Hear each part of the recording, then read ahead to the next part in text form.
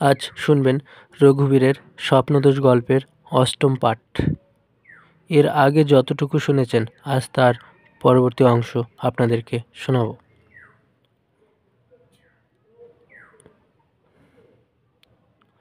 Constable চতুর বলার পর দুজনে থানাতে চলে যায়। বাকিরা তাদের মতো চারিদিক ছড়িয়ে পড়ে। এরপর পরের দিনের ঘটনা। রঘুবীর কনস্টেবলের সাথে হাসপাতালে এসে হাতের ব্যান্ডেজ স্থানে হালকা ব্যান্ডেজ করে কনস্টেবলের সাথে হাসপাতাল থেকে বেরিয়ে গাড়ি করে থানাতে আসতে লাগে। টোনাল এবং সতীশ থানার উদ্দেশ্যে রাস্তা থেকে যাবার সময় শম্ভুর সাথে দেখা। শম্ভুকে দেখে সতীশ বলে, কিরে শম্ভু, তুই একা আসছিস? সভায় এবং তোর বাবা মা কোথায়? শম্ভু বলে, সতীশদা, বাবা মা তো ভোর হবার সাথে সাথে থানাতে পৌঁছে গেছে, আর দাদা কাল রাতে আমাদের কাছ থেকে ওই যে সরে গেল, তারপর থেকে এখনো পর্যন্ত আসেনি। সতীশ বলে, ও আসেনি যখন, তবে থানাতেই আছে, চল। এরপর তিনজন থানার দিকে যেতে লাগে। দৃষ্টি নামে মেয়েটি বাড়ি থেকে বেরিয়ে থানার দিকে রওনা দিচ্ছে। রাস্তা থেকে যাবার পথে দৃষ্টি দেখে সবাই রাস্তার পাশে একটি বসার স্থানে শুয়ে ঘুমোচ্ছে। দেখে দৃষ্টি দাঁড়িয়ে মনে মনে ভাবে, দুপুরের সেই ঘটনাটি ভাবার পর সবার দিকে তাকিয়ে খুশি মনে মিষ্টি হাসি হেসে সবার কাছে এসে দাঁড়ায় এবং মুখের দিকে তাকিয়ে মনে মনে বলে, দেখে তো মনে হচ্ছে ছেলেটা ভদ্র। সারা রাত পাহারা দিতে দিতে বোধহয় এখানে এসে ঘুমিয়ে পড়েছে। মনে মনে কথা বলতে বলতে দৃষ্টি সবার মুখের দিকে সরে আসতে দৃষ্টির ছায়া সবার চোখের ওপর পড়ে। সবার চোখের ওপর পড়তেই আচমকা সবার ঘুম ভেঙে যায় এবং চোখ খুলে উঠে বসে। তাকাতেই দেখে দৃষ্টি সামনে দাঁড়ানো। দৃষ্টিকে দেখে সবাই কোনো কথা না বলে দৃষ্টির মুখের দিকে তাকিয়ে থাকে। একটু সময় দেখার পর দৃষ্টি হেসে ডান হাত সবার দিকে বাড়িয়ে বলে, হায়। দৃষ্টি হাত বাড়িয়েছে দেখে সবাই হাসি মুখে হাত বাড়িয়ে দৃষ্টির সাথে হাত মিলায়। হাত মিলানোর সাথে সাথে দৃষ্টি বলে, তোমার পাশে বসতে পারি কি? সবাই বলে, হ্যাঁ হ্যাঁ শিওর, বসো। সবাই বলার পর সবার পাশে এসে দৃষ্টি বসে। বসার পর দৃষ্টি সবাইকে বলে, তোমার নাম কি গো? সবাই বলে, আমার নাম সভায়। তোমার নাম দৃষ্টি, তাই না? দৃষ্টি বলে, হ্যাঁ। সভায়, তোমাকে একটি কথা বলবো, কিছু মনে করবে না তো? দৃষ্টি বলে, না না, বলোই না। সবাই বলে, তুমি আমার বন্ধু হবে? দৃষ্টি বলে, শুধুমাত্র তোমার বন্ধু হিসাবে চাইছো আমাকে? সবাই বলে, হ্যাঁ। দৃষ্টি বলে, কেন, তোমার প্রেমিকা হতে পারি না? দৃষ্টি কথা শুনে সবাই অবাক হয়ে দৃষ্টির দিকে তাকালে দৃষ্টি দু হাত বাড়িয়ে সবাইকে বুকে টেনে জড়িয়ে ধরে এবং সবাইও দৃষ্টিকে হাসি মুখে জড়িয়ে ধরে। একটু সময় উভয়ে জড়িয়ে থাকার পর দৃষ্টি বলে, এবার তো ছাড়ো, আজ তো দারোগা বাবু থানাতে যেতে বলেছে, যাবে না? সবাই বলে, হ্যাঁ যাবো তো। কথাটি বলে দৃষ্টিকে সবাই ছাড়ে। সবাই ছাড়ার পর দৃষ্টি বলে, তবে চলো আমরা এখনই থানার উদ্দেশ্যে রওনা দিই। আমার বাবা মা ভোর হতে না হতেই থানাতে পৌঁছে গেছে। দৃষ্টির কথা শেষে দুজন বসার স্থান থেকে উঠে থানার উদ্দেশ্যে রওনা দেয়।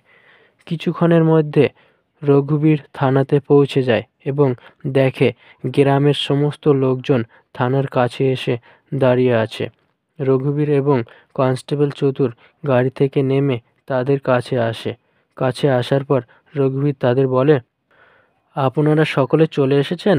আপনারা একটু অপেক্ষা করুন, আমি থানার ভেতরে গিয়ে কিছু পার্সোনাল কাজ সেরে কিছুক্ষণের মধ্যে আসছি।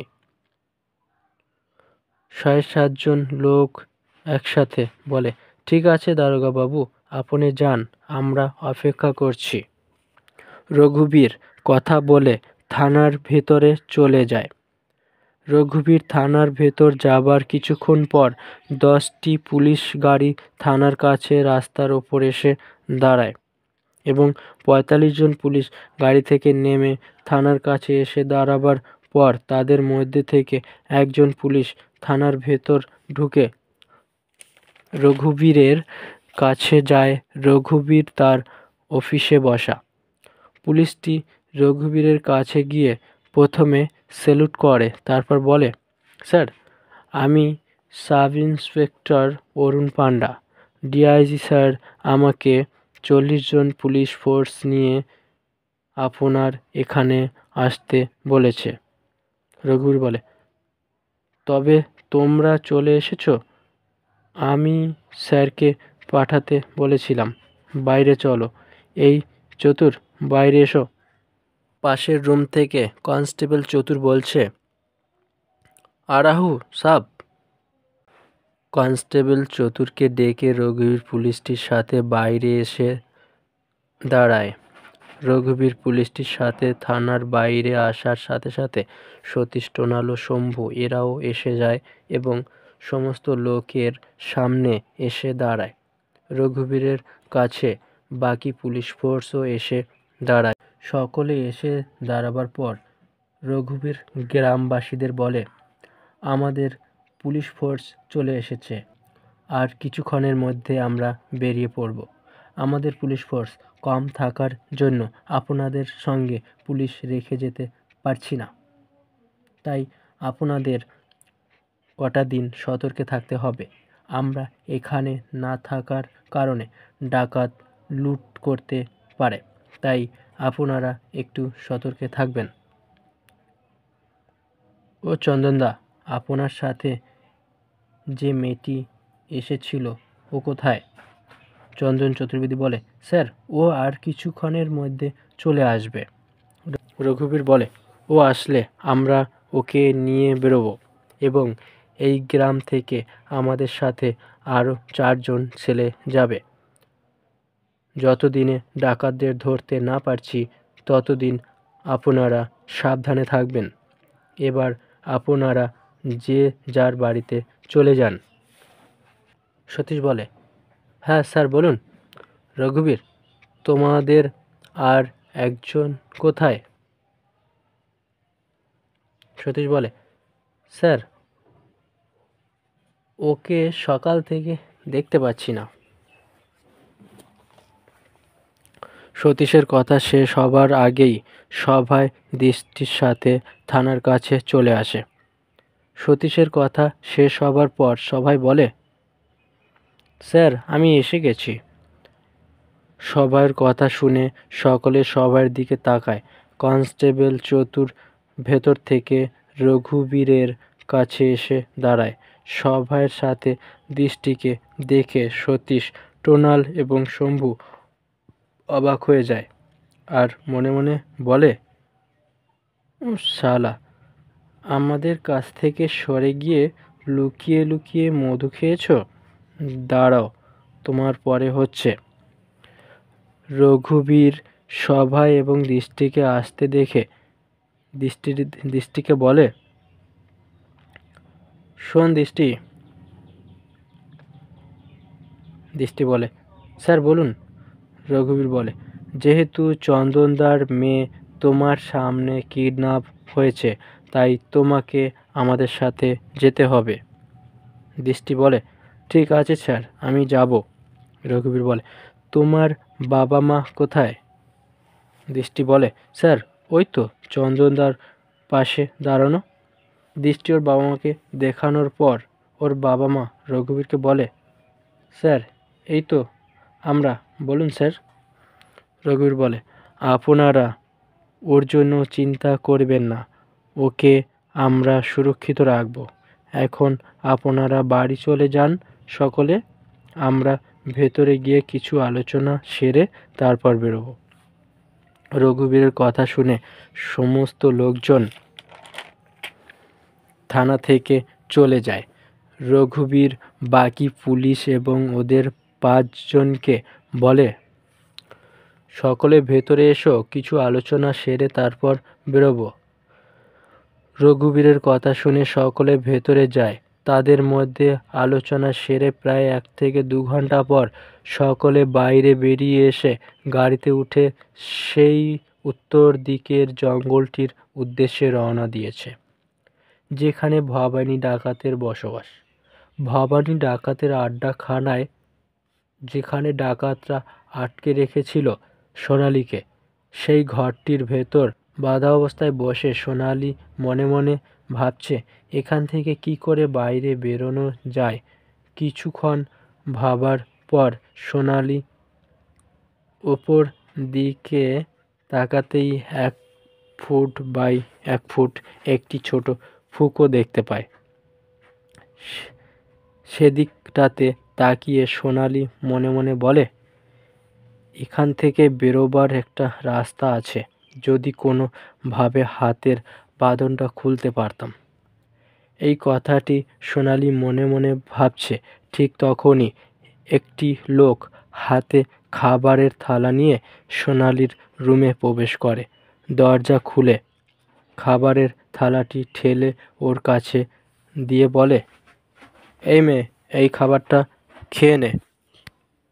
সোনালী কোনো উত্তর দেয় না। যখন লোকটি ঘুরে চলে যেতে লাগলো তখন সোনালী বলে, আমার হাতটা খুলে দিন না। লোকটি সোনালীর দিকে তাকিয়ে বলে, হেই, কেন? সোনালী বলে, তা না হলে খাবো কি করে? সোনালীর কথা শুনে লোকটি এসে সোনালীর হাত খুলে দেয়। সোনালীর হাত খুলে দেবার পর লোকটি যখন ভিতর থেকে বাইরে বেরোবে ঠিক সেই সময় সোনালী ঘরের কোণে পড়ে থাকা একটি মোটা লাঠি হাতে নিয়ে ছুটে গিয়ে পিছন দিয়ে লোকটির মাথায় আঘাত করে। লোকটি খুব জোরে চেঁচিয়ে শুয়ে পড়ে অজ্ঞান হয়ে যায়। বাকিরা শুনতে পেয়ে ছুটে আসে সোনালীকে ধরার জন্য। সোনালী ভেতর থেকে দরজা বন্ধ করে দিয়ে সেই ফাঁকা জায়গাটি দিয়ে বাইরে বেরিয়ে এসে নদীর পাড় ধরে জঙ্গলের ভেতর দিয়ে ছুটতে লাগে। ডাকাতগুলো দরজা ভেঙে ভেতরে ঢুকে সোনালীকে দেখতে পায় না। সোনালীকে দেখতে না পেয়ে তাদের ভেতর থেকে একজন বলছে, আরে, মেয়েটা তো পালিয়েছে, জলদি চল, মেয়েটাকে ধরতে হবে, তা না হলে সর্দার আমাদের আস্ত রাখবে না। অন্য আরেকজন, এই চল, আমরা জঙ্গলের চারিদিক ছড়িয়ে পড়ি, মেয়েটা বেশি দূর যেতে পারেনি, কাল সকালে সর্দার আসবে, তার আগে মেয়েটিকে ধরতে হবে, চল। ডাকাতরা সকলে জঙ্গলের চারিদিক ছড়িয়ে পড়ে সোনালীকে ধরার জন্য। কিছুক্ষণ পর অজ্ঞান হয়ে যাওয়া লোকটির জ্ঞান ফেরে। কিছুক্ষণের মধ্যে রঘুবীর পুলিশ ফোর্স নিয়ে জঙ্গলটির কাছে পৌঁছে যায়। জঙ্গলটির কাছে গিয়ে রাস্তার ওপর তারা গাড়ি দাঁড় করিয়ে সকলে গাড়ি থেকে নামে। গাড়ি থেকে নামার পর রঘুবীর চারিদিকটা দেখে অরুণ পান্ডাকে বলে, অরুণ, এর ভিতর তো গাড়ি নিয়ে যাওয়া সম্ভব হবে না, উঁচু নিচু জায়গা, এছাড়াও চারিদিকে গাছপালা ভর্তি, গাড়ি চালিয়ে নিয়ে যাবার মতন জায়গা তো নেই সেরকম। অরুণ পান্ডা বলে, না, গাড়ি তো নিয়ে যাওয়া সম্ভব হবে না, কিন্তু আমি ভাবছি অন্য কথা। রঘুবীর বলে, কি ভাবছিস? অরুণ পান্ডা বলে, দেখুন স্যার, জঙ্গলটা তো কম বড় না এবং এর শেষে বিশাল আকারের একটি বড় নদী রয়েছে। ভবানী ডাকাতের আড্ডাখানা 1-2 দিনে খুঁজে পাওয়া সম্ভব হবে বলে মনে হয় না। তাছাড়া সন্ধ্যের পর এই জঙ্গলে আমাদের জন্য আর কি কি অপেক্ষা করছে তা কে জানে। রঘুবীর বলে, এ বিষয় নিয়ে ভাবতে হবে না, আমাদের যা ডিউটি তা তো পালন করতেই হবে। তাছাড়া ভয়ের কি আছে, আমাদের কাছে তো অস্ত্র আছে নাকি? অরুণ পান্ডা বলে, স্যার আমি তো আমাদের নিয়ে চিন্তা করছি না। রঘুবীর বলে, তবে? অরুণ পান্ডা বলে, ওই বাচ্চাগুলোকে নিয়ে। রঘুবীর বলে, ওদেরকে নিয়ে চিন্তা করার দরকার নেই, ওরা যথেষ্ট বুদ্ধিমান ও সাহসী ছেলে, ওরা ঠিক নিজেদেরকে রক্ষা করতে পারবে। অরুণ পান্ডার সাথে কথা বলার পর রঘুবীর ওদের 5জনকে কাছে ডাকে। এই সতীশ, তোমরা 5জন এখানে এসো। রঘুবীর ডাকলে ওরা 5জন কাছে আসে। রঘুবীর অরুণ পান্ডাকে বলে, ওদের 5জনকে 5টা বন্দুক দাও। অরুণ পান্ডা বলে, ওকে স্যার, আমি নিয়ে আসছি। কথাটি বলে অরুণ পান্ডা গাড়ির কাছে গিয়ে গাড়ির ড্রাইভারকে বলে, এই গাড়ির ভেতর থেকে 5টি বন্দুক বার করো। অরুণ পান্ডার কথা শুনে গাড়ি চালক গাড়ির ভেতর থেকে বার করে অরুণ পান্ডার হাতে দিলে সেই গুলি নিয়ে ওদের 5জনের কাছে আসে এবং বলে, এই নাও, এটি তোমাদের কাছে রাখো, বিপদের সময় কাজে দেবে। অরুণ পান্ডার কথা শুনে ওরা 5জন হাতে নিয়ে বন্দুকটিকে ভালো করে দেখে ওদের কোমরে গুজে রাখে। বন্দুকগুলি ওদের দেওয়ার পর রঘুবীর বলে, চলো সকলে, এবার আমরা জঙ্গলে প্রবেশ করি। আর অরুণ, তুমি গাড়ি চালকদের বলো গাড়িগুলো থানাতে নিয়ে যেতে। ওর ভেতরে যত অস্ত্র সরঞ্জাম আছে সেগুলি বাকিদের সঙ্গে করে নিয়ে এসো। অরুণ পান্ডা বলে, ঠিক আছে, আপনি যেতে লাগুন, আমি নিয়ে আসছি। রঘুবীর, কনস্টেবল চতুর, সতীশ, টোনাল, দৃষ্টি, সভাই ও শম্ভু এবং কয়েকজন পুলিশ একসাথে যেতে লাগে। অরুণ পান্ডা বাকি পুলিশদের সঙ্গে নেয়। গাড়ি থেকে কার্তুজ এবং আগ্নেয়াস্ত্র ভর্তি ব্যাগগুলো বার করে গাড়ি চালকদের বলে, তোমরা গাড়িগুলো থানাতে নিয়ে চলে যাও, তোমাদের এখানে আসার দরকার নেই, তোমরা গ্রামবাসীদের সাথে থাকবে। গাড়ি চালকদের একজন বলে, ওকে স্যার, তবে আমরা আসি। অরুণ পান্ডার অনুমতি নিয়ে গাড়ি চালকরা গাড়ি চালিয়ে থানাতে চলে যায়। অরুণ পান্ডা এবং বাকিরা ব্যাগগুলি ঘাড়ে ঝুলিয়ে জঙ্গলের ভেতর বাকিদের পিছন পিছন যেতে লাগে। জঙ্গলের ভেতর সকলে প্রবেশ করার পর চারিদিক তাকিয়ে দেখে এবং সামনের দিকে এগোতে লাগে। কিছুটা সময় পর তারা জঙ্গলের অনেক গভীরে চলে আসে। জঙ্গলের অনেক গভীরে চলে আসার পর রঘুবীর সকলকে বলে, সকলে এখানে দাঁড়াও। সতীশ বলে, কেন স্যার? এখনও তো জঙ্গলের অনেক পথ বাকি। রঘুবীর বলে, তা আমি জানি, এখানে আমি সকলকে দাঁড়াতে বলেছি কারণ আর কিছুক্ষণ পরই তো সন্ধে নেমে রাত হবে। রাতের বেলা জঙ্গলের ভেতর ভয়ানক জীবজন্তু ঘুরে বেড়ায়, এছাড়া ডাকাতদেরও ভয় আছে, তাই রাতের বেলা এতটা রিস্ক নিয়ে যাওয়াটা ঠিক হবে না, আর এর থেকে ভালো উপযুক্ত জায়গা সামনে নাও পেতে পারি, তাই ভাবছি আজকে রাতটা সকলে এখানেই বিশ্রাম নেব। কি বলছো অরুণ? অরুণ পান্ডা বলে, স্যার আপনি খুব একটা ভুল বলেননি, আমার মনে হয় আজ রাত আমরা এখানেই থেকে যাই। রঘুবীর বলে, তবে এসো বসে পড়ি, আজকের রাতটা আমরা সকলে এই গাছের নিচেই কাটিয়ে দিই। রঘুবীর বলার পর সকলে আসে এবং একটি জায়গায় জড়ো হয়ে বসে গাছের নিচে।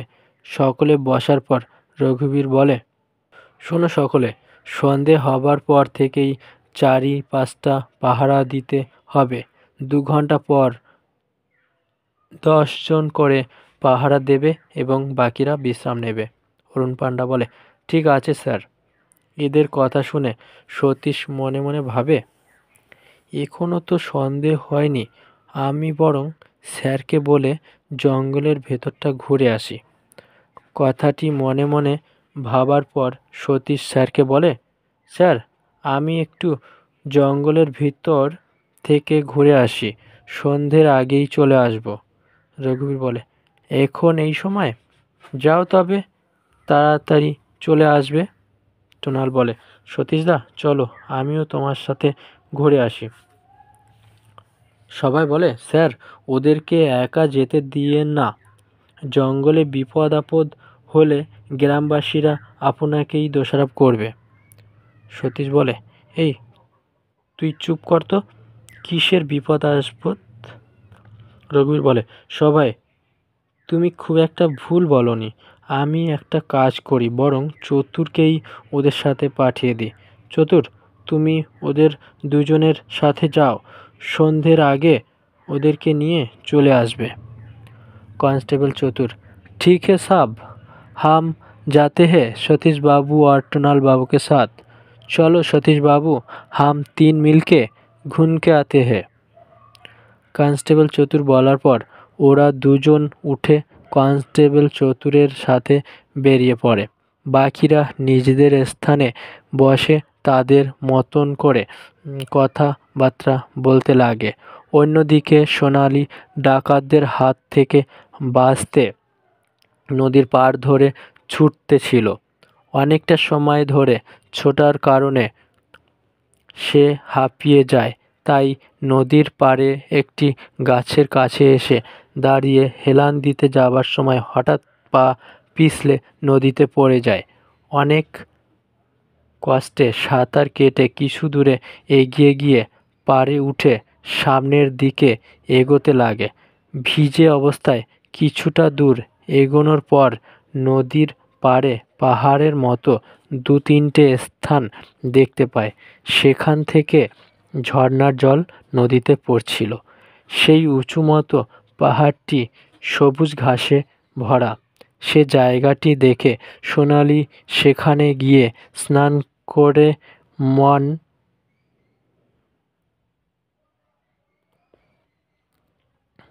সেই জায়গাটি দেখে সোনালির সেখানে গিয়ে স্নান করতে মন চাইল। তাই সোনালি পাহাড়ের ওপর উঠে সেই স্থানে গিয়ে ঝর্ণার জলে স্নান করে এবং তার গায়ের পোশাক খুলে পাহাড়ের গায়ে চাপা দিয়ে শুকোতে দেয়। রোদ এবং বাতাসের ঠান্ডা হাওয়াতে অল্প সময়ের মধ্যেই তার পোশাকগুলি শুকিয়ে যায়। শুকিয়ে যাবার পর পোশাকগুলি পরে সে বাইরে বেরিয়ে আসে এবং পাহাড়ের ওপর বসে চারিদিকটা তার এতই ভালো লেগেছে দেখে যে সে তার পূর্বের ঘটে যাওয়া ঘটনা কিছুক্ষণ সময়ের জন্য হলেও ভুলে গেছে। কিছুটা সময় বসে উঠে হাঁটতে হাঁটতে হঠাৎ করে সে একটি গান ধরল এবং তার তালে তালে নাচতে শুরু করলো। আনন্দের সাথে ছুটতে ছুটতে যে গানটি সোনালি গাইতে শুরু করলো সেটি হচ্ছে একটি হিন্দি গান। গানটি হলো, कचमीना तरंगी में बादल निभाऊंगी, तेरी जिंदगी में मेरी याद लेके आऊंगी। টোনাল, সতীশ এবং কনস্টেবল চতুর জঙ্গলটা ঘুরে দেখতে দেখতে জঙ্গলের অনেক গভীরে প্রবেশ করে। হাঁটতে হাঁটতে হঠাৎ টোনালের চোখে জঙ্গলের ভেতর থেকে ওই পাহাড়টির দিকে পড়ে। পাহাড়টি দেখতে পেয়ে টোনাল বলে, সতীশদা, সতীশদা, ওই দেখো। সতীশ বলে, কি দেখবো? টোনাল বলে, আরে ওই যে দূরে তাকিয়ে দেখো, কি সুন্দর একটা পাহাড় দেখা যাচ্ছে, সবুজ ঘাসে ঘেরা। চলো না ওখান থেকে ঘুরে আসি। টোনালের কথা শেষে সতীশ কনস্টেবল চতুরকে বলে, স্যার ওখানে যাবেন? কনস্টেবল চতুর বলে, কাহা? সতীশ সেদিকটাতে হাত দিয়ে দেখিয়ে বলে, স্যার ওখানে। কনস্টেবল চতুর বলে, চলে। কথা শেষে ওরা তিনজন সবুজ ঘাসে ঘেরা পাহাড়টির দিকে রওনা দিল। যখন ওরা তিনজন হাঁটতে হাঁটতে পাহাড়টির কাছাকাছি গেল, ঠিক তখনই সোনালির গাওয়া গান ওদের কানে ভেসে আসে। গানটি শুনতে পেয়ে সতীশ বলছে, কি সুন্দর একটি গান, মনে হচ্ছে এদিক থেকে ভেসে আসছে। টোনাল বলে, আমারও তাই মনে হচ্ছে সতীশদা, ওই পাহাড়টির ওপর থেকে ভেসে আসছে। कांस्टेबल चतुर ओদের কথা শুনে বলে, इस जंगल के अंदर इतना सुंदर जायगा भी है, ये तो हमको पहले मालूम नहीं था। ये मौसम, ये बदिया और हरियाली कितना सुंदर रूप लेके आए। चलिए सतीश बाबू, पहाड़ के ऊपर जाके देखते हैं। সতীশ, টোনাল ও কনস্টেবল চতুর গানটি শুনতে শুনতে সামনের দিকে এগিয়ে পাহাড়ের ওপর উঠতে লাগে। পাহাড়ের ওপর ওঠার পর ওরা তিনজনই পাহাড়ের গা থেকে নদীতে ঝর্ণার জল বয়ে পড়তে দেখতে পায়। দেখে সতীশ বলে, ওয়াও, কি সুন্দর দৃশ্য, দেখুন স্যার। সতীশের বলার সাথে সাথে টোনাল বলে সোনালিকে দেখে, সতীশদা, ওই যে ওই দেখো, ওই মেয়েটি গান করছে। সতীশ বলে, চলুন স্যার, মেয়েটির পিছু নেওয়া যাক। কনস্টেবল চতুর বলে, চলে। সোনালি গান করতে করতে সামনের দিকে এগিয়ে যেতে লাগে, আর টোনাল, সতীশ ও কনস্টেবল চতুর চুপি চুপি ওর পিছু নিতে লাগে। ভবানীর ডাকাতের চারজন লোক সোনালিকে খুঁজতে খুঁজতে পাহাড়ের কাছে চলে আসে। আজ এতটুকুই।